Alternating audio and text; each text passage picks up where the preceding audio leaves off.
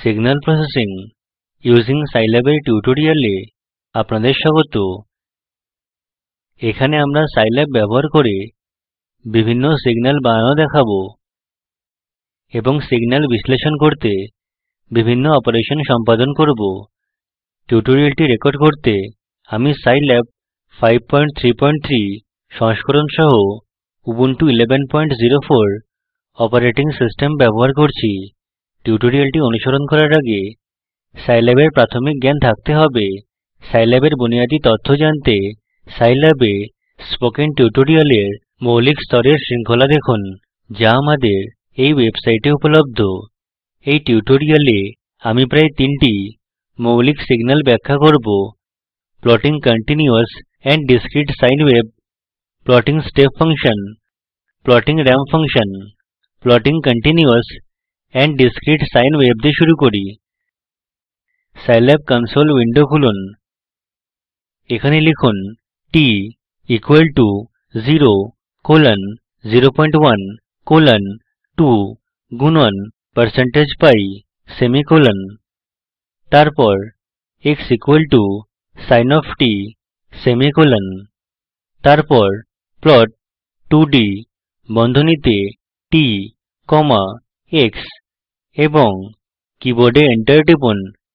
এটি হল continuous sine wave। discrete sine wave নিয়ে আলোচনা করি। কনসোল উইন্ডোতে লিখুন plot 2 d3 বন্ধনীতে একক উদ্ধৃতিতে gnn comma t comma x এবং enter টিপুন। এটি হল discrete sine wave। এখন প্লটিং step function এবং প্লটিং ramp function সম্পর্কে আলোচনা করি।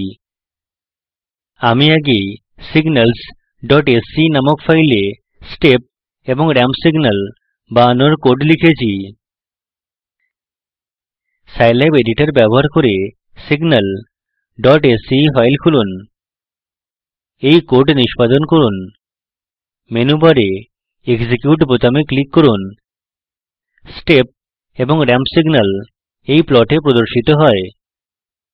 এখন শিখি যে সিগন্যাল বিশ্লেষণ করতে বিভিন্ন অপারেশন কিভাবে করে। দেখি যে দুটি সিগন্যালের মাঝে কনভলিউশন কিভাবে করা হয়। scilab কনসোল উইন্ডো খুলুন এবং লিখুন x equal to বর্গাকার বন্ধনীতে 1 comma 2 comma 3 comma 4। তারপর লিখুন h equal to বর্গাকার বন্ধনীতে 1 comma 1 comma 1। এখন কনভলিউশন লাগু করতে convol ওপেনিং বন্ধনীতে x comma h ক্লোজিং বন্ধনী লিখুন এবং কীবোর্ডে enter টিপুন। এখানে একটি আউটপুট দেখা যাবে। এখন ইনবিল্ট কমান্ড dft ব্যবহার করে এটি প্রথম অনুক্রমের জন্য discrete fourier transform সম্পর্কে শিখি।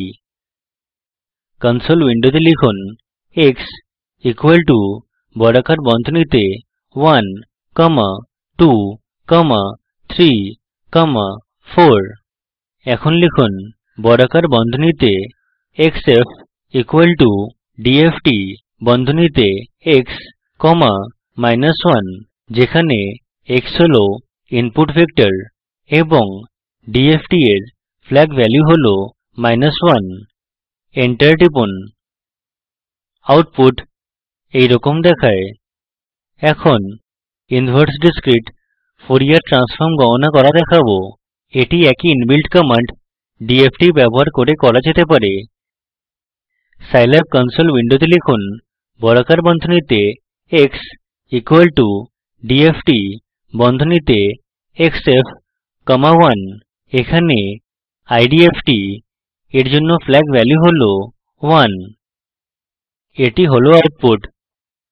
এখন fft ব্যবহার করে discrete fourier transform গণনা করি। কনসোল উইন্ডোতে লিখুন x equal to বর্গাকার বন্ধনীতে 1 comma 2 comma 3 comma 4। enter টিপুন এবং লিখুন y equal to fft বন্ধনীতে x comma -1। enter টিপুন। এবং আপনি আউটপুট দেখেন। এখন FFT ব্যবহার করে ইনভার্স ডিসক্রিট ফুরিয়ার ট্রান্সফর্ম গণনা করা শিখি। সাইল্যাব কনসোল উইন্ডোতে লিখুন y ইকুয়াল টু বর্গাকার বন্ধনীতে 10 কমা -2 প্লাস 2 গুণন %i কমা -2 কমা -2 -2 গুণন %i। এন্টার টিপুন এবং লিখুন x ইকুয়াল টু FFT বন্ধনীতে y কমা 1 এবং এন্টার টিপুন। আউটপুট এই হিসেবে প্রদর্শিত হবে। এখন দুটি ভেক্টরের মাঝে সম্পর্ক নির্ণয় করি। সাইল্যাব কনসোল উইন্ডোতে এটি করতে লিখুন x ইকুয়াল টু বর্গাকার বন্ধনীতে 1 কমা 2 কমা 3 কমা 4 এবং এন্টার টিপুন। লিখুন x2 ইকুয়াল টু বর্গাকার বন্ধনীতে 1 কমা 3 কমা 1 কমা 5 এবং এন্টার টিপুন। লিখুন r x1 x2 equal to cor বন্ধনীতে x1 কমা x2 কমা 4 এবং এন্টার টিপুন। আউটপুট এরকম দেখাবে। এখন শিখি যে প্রদত্ত সিগন্যালের স্যাম্পল কিভাবে করে। এখন sampling.sce খুলি, যেখানে আগেই sampling.sce তে কোড লিখেছি। এক্সিকিউট বোতামে ক্লিক করুন। একটি প্লট প্রদর্শিত হয়।